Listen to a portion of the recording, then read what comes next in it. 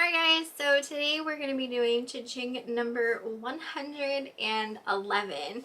So first thing that I have is a pair of Clark's leather sandals that sold for $39.99. Those probably came from a yard sale. I also sold another Franklin library book. This one was called The Edge of Sadness. That sold for $17.99. All of my Franklin library books came from an auction, and just like I think it was last week, someone from overseas bought like a ton of them, so that was awesome. It helped clear out some of my bookcase.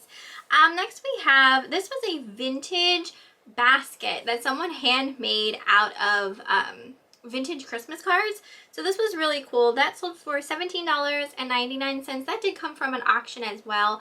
I remember when I won it, it came with a couple other like vintage Christmas type pieces. I also sold a Catherine Lillywhite Halloween witch ornament for $8.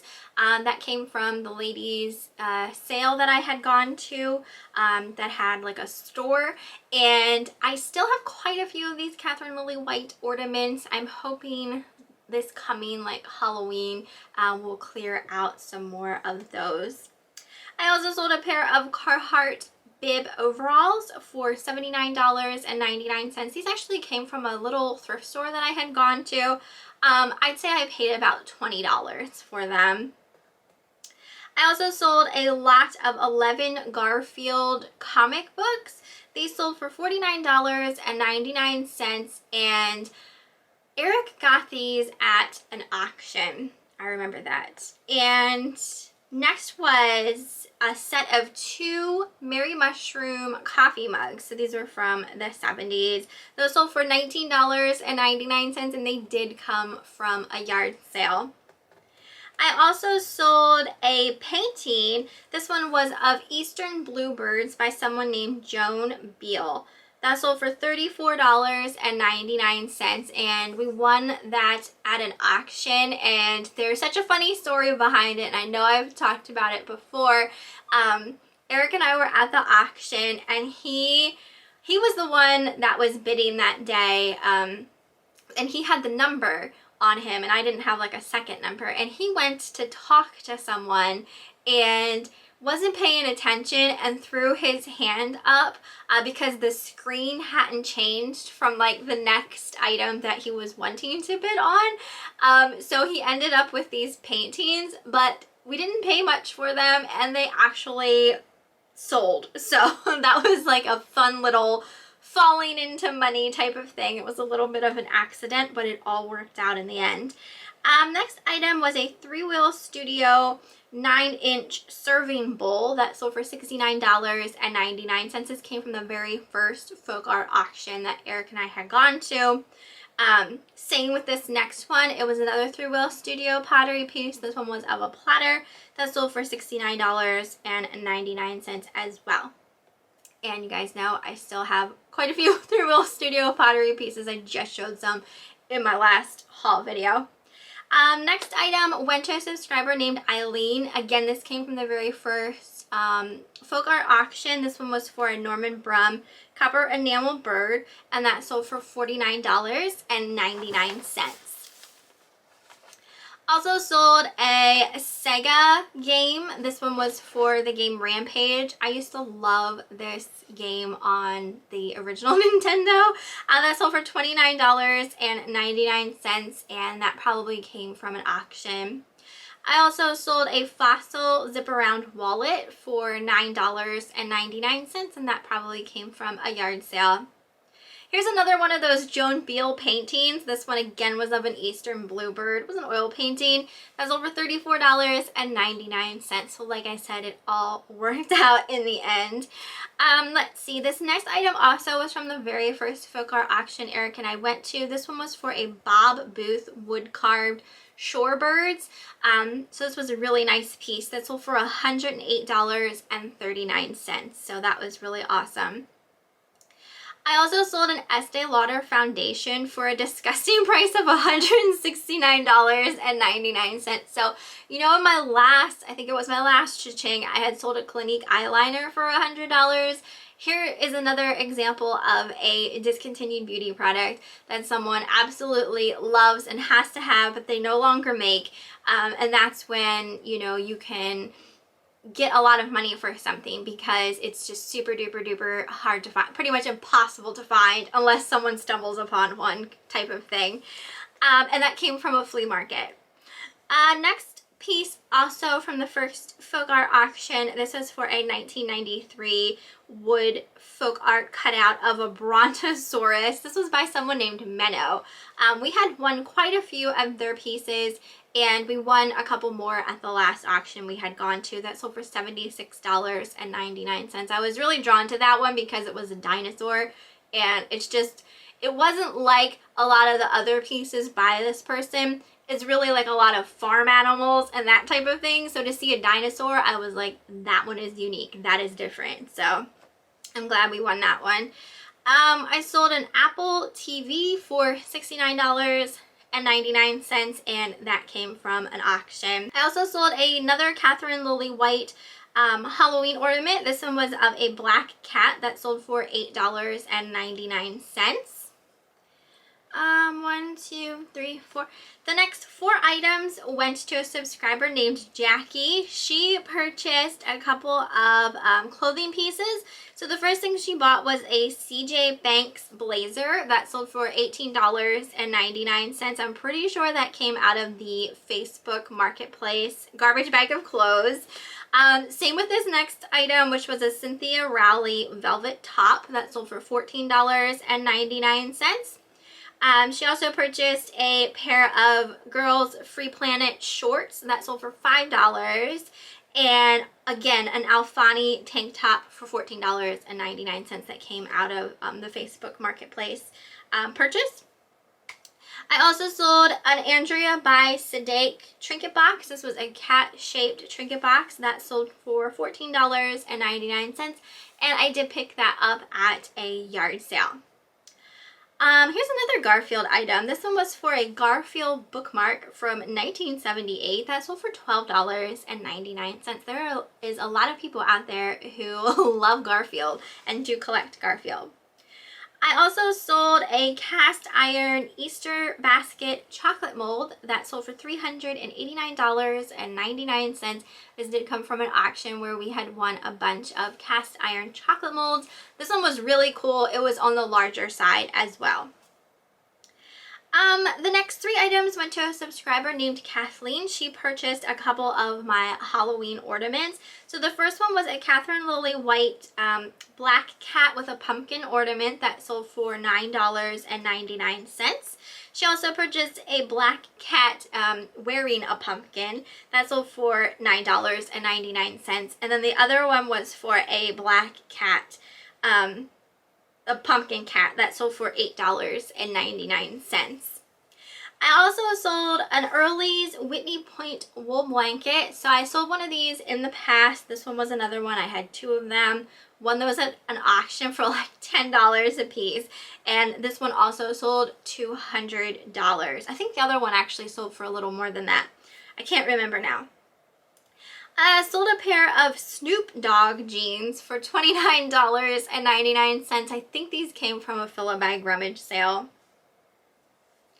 I also sold a Polish pottery jack-o'-lantern for $69.99, and I did win that at an auction. We also have another Catherine Lillywhite Halloween ornament. This one was of a black cat family that sold for $8.99. Next was this was for kind of like a lot of Shawnee winking owl. It was a large winking owl cookie jar with 2 matching salt and pepper shakers. Those sold for $99.99, and I did win those at an auction. I sold a vintage from 1997 Avon hairbrush for $19.99. That was a CHING, and I got a bunch of hairbrushes at the auction. Next item also came from an auction. This was a perfume called Pray, P-R-A-I. It was, the fragrance was called Scent of a Woman. That sold for $59.99. And like I said, I won that at an auction. quite a few of the Catherine Lillywhite ornaments in here. This one was for another one of a ghost family that sold for $9.99. I also sold a Winnie the Pooh baby stuffed plush set for $59.99, and that also came from an auction. I have another Sega game. This one was called Ghost House. That sold for $19.99 and came from the auction. One night we had won quite a few Sega games. Another Catherine Lillywhite Halloween ornament. This one was another ghost family. That sold for $9.99. I sold a Kraft Cheese singles storage box for $22.99. These always sell, literally always. If I ever find any, I can't keep them in stock because they always sell. I sold another vintage 1997 Avon brush for $22.99. Came from the same auction where I had won some vintage Avon hairbrushes. I sold a baby gunned giraffe lovey for $49.99. I picked this up at a yard sale. I probably paid about $1.50 for it. I also sold a Coach Bowery crossbody purse for $69.99. That also came from a yard sale, and I think I paid maybe $15 for that. What do you know? There's another Catherine Lillywhite ornament. This one was of a bat and a moon that sold for $12.99. And then I also sold a Witch's Brew ornament for $12.99. Next was a pair of Lucky Brand flats that sold for $19.99. Again, those probably came from a yard sale or a Philip by Grummage sale. I sold a Woolrich down throw blanket for $50, and I'm trying to think of where I got that. Probably either an auction or a yard sale. Next item went to a subscriber named Sandra. This was for a wood lacquered cat figure. That sold for $26.99, and I did pick that up at a yard sale. I sold a top by someone named Victor Costa that sold for $15.99, and I think I got that at a Philip by Grummage sale. I also sold another Catherine Lillywhite Halloween ornament. This was another Witch's Brew ornament that sold for $12.99. And the last thing is another Franklin library book. This one was called A Death in the Family that sold for $24.99. Let's take a look at what that CHING was because I'm curious. I had some auctions, and I sold one of my Mary Hoyer dolls, and they paid for that. So let's see. As far as eBay goes, I have been having a couple issues lately. First one is kind of like a stupid issue, a stupid technical issue, I should say. For whatever reason, I wasn't getting like my CHING notifications anymore. So I uninstalled my app and reinstalled it because typically that usually solves the problem. But then like instead of getting the CHING notification, I was getting that dreadful sound of when you get like a message or like a return or something like that, that specific sound it makes. So instead of a CHING, I was getting that sound, and I'm like, oh no, what is it? And then here it was like a bid or something sold, and I was like, why am I getting this sound notification? Where are my CHINGs? So I uninstalled it and reinstalled it again, and same thing happened. So I'm on like the third time now of like uninstalling and reinstalling. So it's working now, but it seems like it works for a while and then it goes back to that other sound. So hopefully this time it fixed itself. I don't know if that's just me having this issue. Eric hasn't been having an issue, so I don't understand why all of a sudden I'm having issues with that. But just wanted to make it known just in case anyone else was having problems with it. My only thought processes with that is to just, like I said, uninstall and reinstall, because typically that will work itself out and it will bring back the cha-ching noises. In your settings, I should say, you can run like a diagnostic test within like the eBay app, and it will go through everything, and then at the end it'll make a cha-ching sound, so you know that everything is working properly. And every time I have done that diagnostic test, everything seems like it's working fine, but then like later on during the day it just goes back to being a pain in the butt. So hopefully this time it has worked itself out. And then as far as anything else goes, we've been having some issues. There have been some returns lately. We shipped something that ended up breaking, and we did refund the person, and I think they said that they were going to fix it, but we did give them money back, because it just, you just never know when you ship something. You can ship it out like, you know, packed to the max of just, you know, what you would think would be the utmost best packaging job ever, and still something can break. So you just never know with things. And then when that kind of stuff happens, it makes you feel horrible as a seller that, you know, your buyer received something and, you know, it's not in the condition that they were expecting, and it's like a complete letdown for the both of you kind of thing. So we did have that problem recently. And then Eric and I sold a train. We had won a train at the auction, and Eric and I don't know anything about trains. So this was like a whole new kind of thing for us as far as selling. But I'm the type of person that I like to sell everything. I don't care what it is. I want to learn about it all, and I want to sell it all. So I had him bid on this train set. There was no way for us to test it, type of thing, because we don't have any kind of train or train tracks or anything like that to like test train stuff out on. So that was like our first problem of the whole transaction. So they received it, and one of the cars wasn't working properly. Something wasn't working properly, and obviously we have to take their word for it because we had no way of testing it, you know what I mean?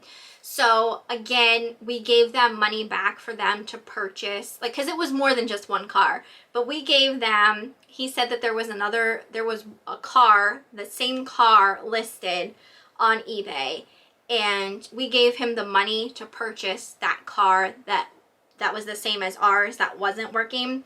So again, we didn't lose money on any of these sales.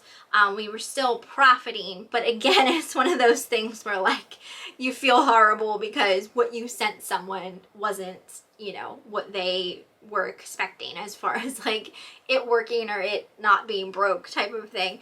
So he got the money to purchase the car, and you know, and that was that. So and then with it doesn't stop there.